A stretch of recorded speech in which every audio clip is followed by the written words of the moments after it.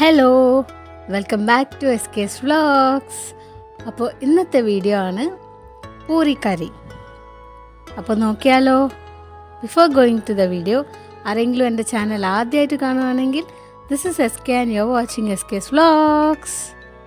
So പൂരിക്കറിക്ക് വേണ്ടിയിട്ട് ഇവിടെ ഞാൻ 2 സവാളയും 3 ഗ്രീൻ ചില്ലിയും കുറച്ച് ഇഞ്ചിയും അതുപോലെ 4 പൊട്ടാറ്റോസ് ബോയിൽ ചെയ്തതാണ് എടുത്തത്. ഇപ്പോൾ സ്റ്റൗവിലേക്ക് ഒരു കടായി വെച്ചിട്ട് ആവശ്യത്തിന് ഓയിൽ ചേർക്കാം. ഞാൻ സൺഫ്ലവർ ഓയിലാണ് എടുത്തത്. അതിലേക്ക് കുറച്ച് കടുക്, പിന്നെ പരിപ്പും ഉഴുന്നും കൂടി ചേർക്കാം. അതെല്ലാം നന്നായിട്ടൊന്ന് ഫ്രൈ ആയതിനു ശേഷം അതിലേക്ക് കട്ട് ചെയ്ത് വെച്ച സവാളയും പച്ചമുളകും ഇഞ്ചിയും ചേർക്കാം.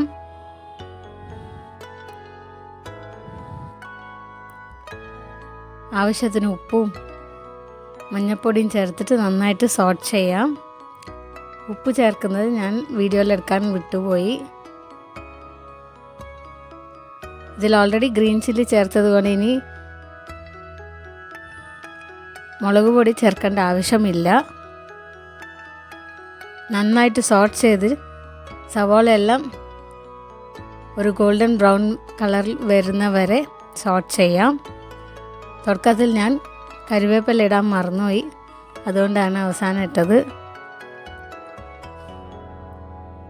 പിന്നെ നമ്മൾ ബോയിൽ ചെയ്ത് വെച്ച പൊട്ടാറ്റോസ് ആഡ് ചെയ്യാം. എല്ലാം കൂടി മിക്സ് ചെയ്തിട്ട് നന്നായിട്ടൊന്ന് സ്മാഷ് ചെയ്ത് എടുക്കണം. സോ ഇപ്പോൾ ഉപ്പുണ്ടോ എന്ന് നോക്കിയിട്ട് ഇല്ലെങ്കിൽ കുറച്ചുകൂടി ആഡ് ചെയ്തിട്ട് ആവശ്യത്തിന് വെള്ളം ഒഴിക്കണം. എന്നിട്ട് നന്നായിട്ടൊന്ന് കുക്കായിട്ട് വരണം. ഓൾറെഡി കുക്കായതാണ്. ഒരു 5 മിനിറ്റും കൂടി കുക്ക് ചെയ്തെടുക്കാം. വെറുതെ ടേബിളിലൊരു ചില്ലി കണ്ടേരം അതും ഞാൻ ഇട്ടു, ഡ്രൈ ചില്ലി. ആവശ്യമില്ല. ഇനിയാണ് ഇതിലെ main ingredient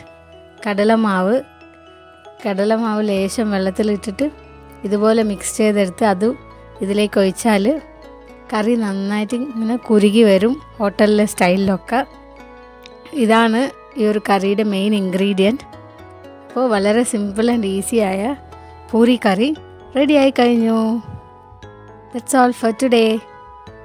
please do subscribe and support me. See you all with another video. Bye bye.